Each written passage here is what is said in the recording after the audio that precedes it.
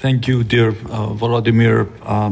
Dear colleagues, I'm very glad to be participating in this fourth Ukraine South East Europe summit together with our partners from Moldova and the Western Balkans, and it's gratifying to see the continuation of this initiative, which, as you probably remember, this format started in Athens in August 2023, and the 20th anniversary of the Thessaloniki Agenda seemed to be the right moment to renew our commitment to the EU perspective of our partners. And I'm also doubly moved to visit for the second time the city of Odessa. This is a city that bears particular historical and cultural reference for Greece.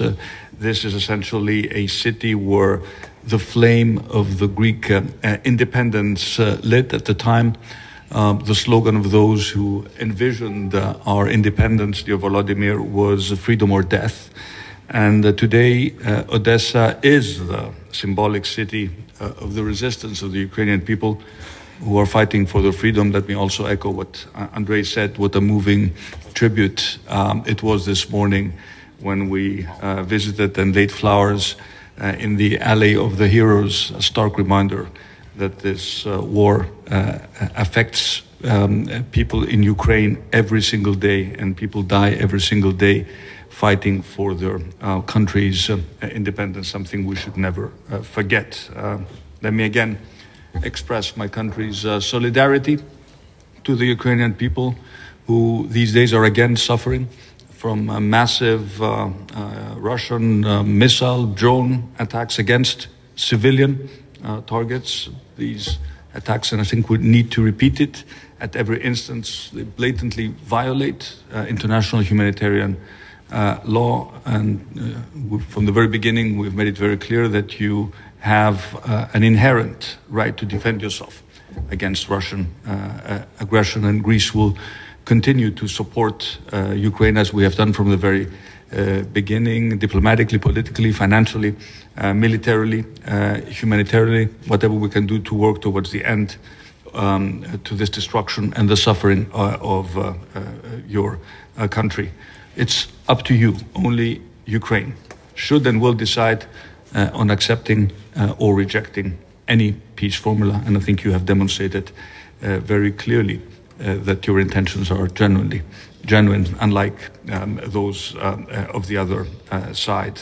And of course, right now, we should all work towards an immediate and unconditional ceasefire as a first step towards a just and viable peace. We will continue to put more pressure on Russia, support additional sanctions packages, and of course make the point, as was made by my colleagues, that this war is not just about Russia and Ukraine. It is about the rules-based international order.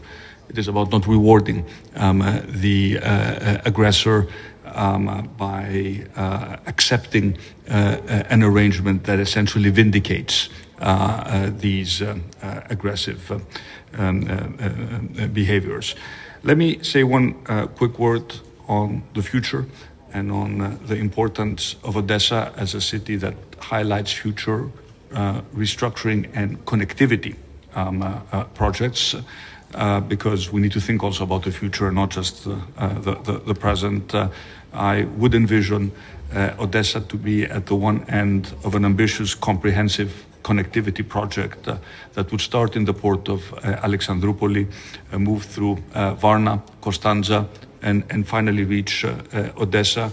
This is a project that could be proposed for EU funding. It would include transport, rail, electricity, gas pipelines, and it would be a project that would provide an additional connectivity corridor for Ukraine, much faster one than transporting your goods by sea, and would also send a clear and tangible vision of how your integration with the European Union could make a real difference for the people in Ukraine.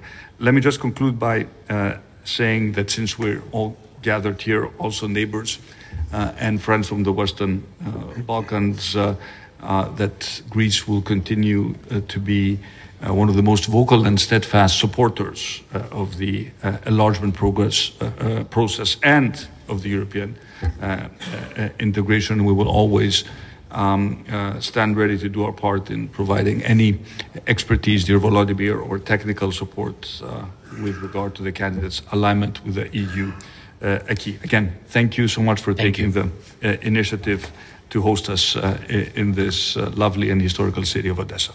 Thank you so much, Kyriakos. Thank you. Yeah, hello. My name is Dimitris Gatsios from the Hellenic Broadcasting Corporation. First of all, President Zelensky would like to thank you for the warm hospitality. Prime Minister, considering the growing importance of European defense cooperation and initiatives like SAFE, how do you approach the prospect of closer European defense partnership with Ukraine? What about the possible involvement of other countries? What are the principles that, in your view, should guide the participation of non-EU countries in these frameworks to ensure they contribute meaningfully the regional stability and the EU's strategic objectives? Thank you. Thank you for the question.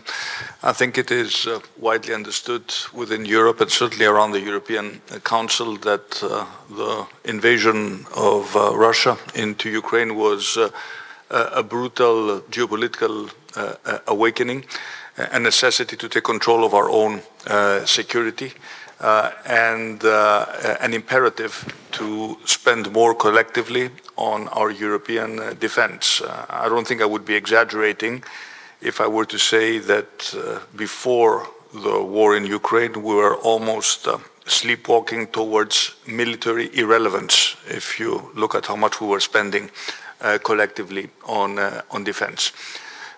Now we have a new initiative by the European Union, the ReArm initiative, which essentially has two components. It gives us the ability to spend more at the national level by triggering the national escape clause without this affecting our expenditure benchmarks. And of course, there is also the SAFE instruments, which provides loans for investments in European defense, but also fosters cooperation and collaboration with other countries, especially candidate countries to the European Union. We see in Ukraine a strong partner in terms of building our future European security infrastructure. It is no secret that Ukraine has developed tremendous capabilities through this very hard-fought and bloody war.